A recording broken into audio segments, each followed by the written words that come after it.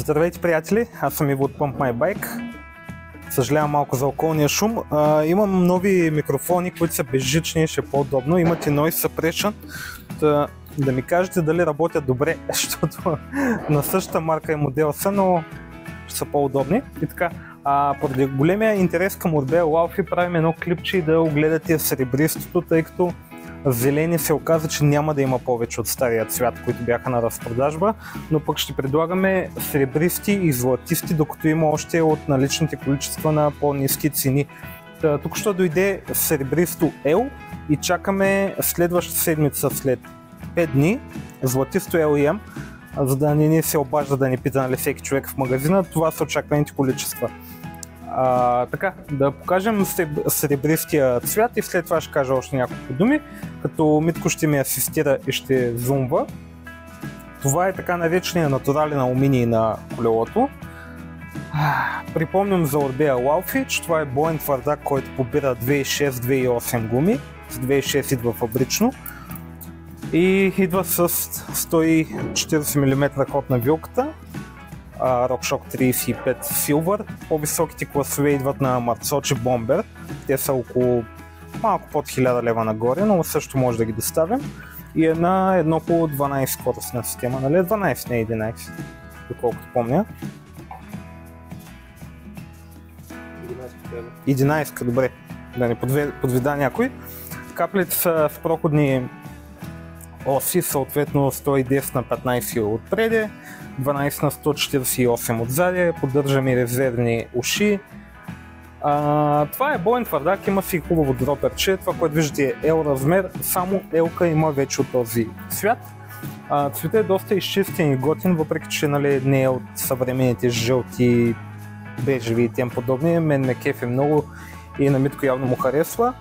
Натурален алуминий, но има доста яки графики, които са отбелязани на няколко места на байка. На златистия мисля, че също ги имаше.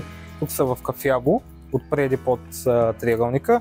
Другата е на седалковата тръба и третата е до курбела също. Доста са готини графиките и обработката наистина наподобява шлайфа на алуминий. Другото отличително за колелото е, че има 3 дупки за бутилката, така че може да я сложите на 2 позиции на долната тръба. И има и другите 2 дупки, които са на седалковата тръба. Естествено, няма нужда да слагате 2 бутилки. Едната стойка може да я ползвате за инструменти или нещо друго. Така, идва си с дисектор, готови за тюблес гуми. Вътрешни са, но са положени ленти, така че може да бъде направен веднага на тюблес и вентилчетата си идват в комплекта, които си ги даваме. Вътре има капачка за курбелите, така че много лесен тюблес, само течно се поставя и перфектно върви. Ще помоля сега да зумнем скоростната система Shimano Deore, да покажа как работи.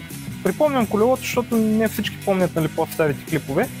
Има обтегач, който прави дерайлера по-твърд, съответно при оффроуд. Го свалите е по-мек. Пак не пада веригата, но ви позволява да включвате по-лесно в градски условия. Така, сега ще прекарам всички придавки, като тук що го извадихме от кашона. Ако има дребно тракане, се оправя много лесно. Не сме си играли да го нагласяме. Касетата е 11 до 51 зъба на Sunrace. Командата и дерайлера са Deore 5100, предполагам. Да, 5100. Стандартното Deore. И се включва доста мазно, има малко фабрична смазка. Да. Малко по-тихо работи без обтегач. Като включва обтегача, почва да включва под напрежение, особено малко по-шумно и командата ви се натиска малко по-трудно на палеца. Затова ви препоръчвам, ако не е голямо спускането, да си го карайте без обтегач. Няма да ви падне веригата, въобще не пада лесно. Особено на чисто нова скоростна система. Така, добре включва, новото си е ново, ето мога и няколко придавки наведнъж, нали, на Deore-то позволява, Deore XT позволява до 5 придавки, но това вече е друг въпрос. Deore-то позволява до 3 наведнъж с едно движение на палец. Спирачките са малко слаби, като на всички фабрични колела, така че ви препоръчваме апгрейд, ако ще карате сериозно след време. Сега ще го сваля да видим гумите. Гумите са дефектор, подобен на DHR Грайфера, само че стават повече за кал. пак е скосен по посока на движение, доста голям график, 29 на 2.6, Exo Tubeless Ready с защита на цялата странична стена на борда, която всички фенове на Maxi знаят, че върши доста добра работа против срязване.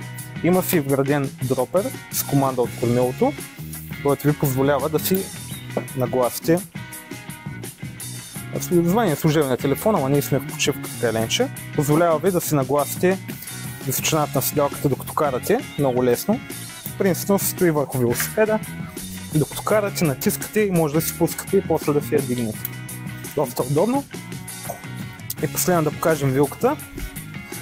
Така, вилката е 35 на RockShox, 35 черни тръби, влиза доста добре, въздушна е. Много клиенти обичат и наши фени обичат да видят как влиза. Нали? И аз помпам като гламав тук. То си е една тренировка, като 10 лицеви на помпане на вилката.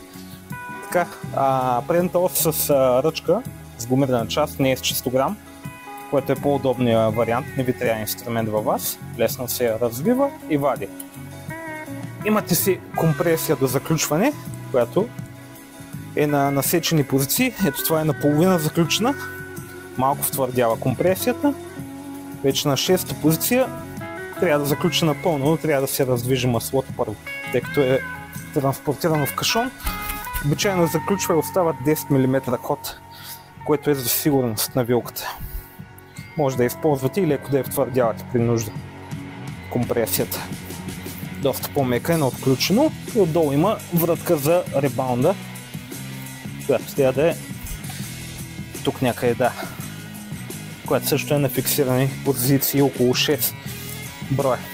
Така, относно наличностите на Laofi, с това да завърша клипа,